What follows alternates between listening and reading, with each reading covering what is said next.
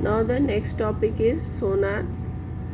The acronym sonar stands for sound navigation and ranging. SO means sound and navigation and ranging. Sonar is a device that uses ultrasonic waves to measure the distance, direction and speed of underwater objects.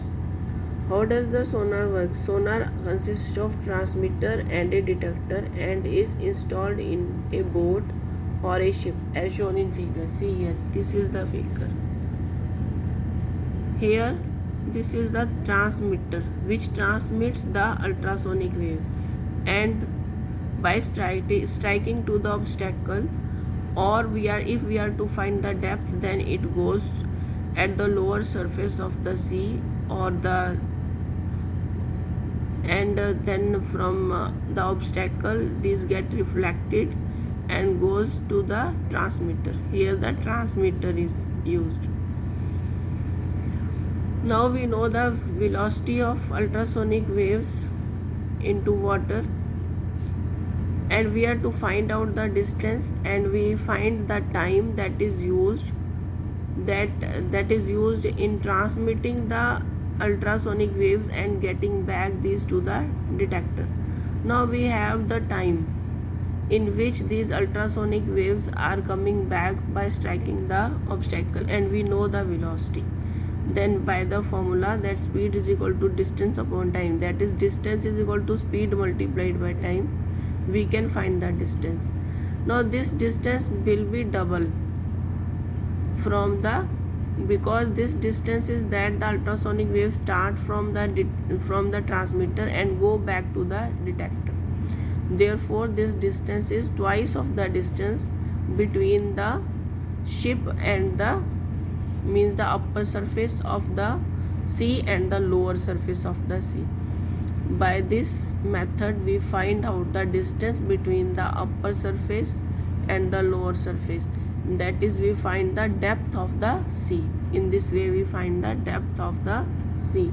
Or if there is any obstacle here and the ultrasonic waves are getting reflected from the obstacle, then we can find the distance of the obstacle from the sea.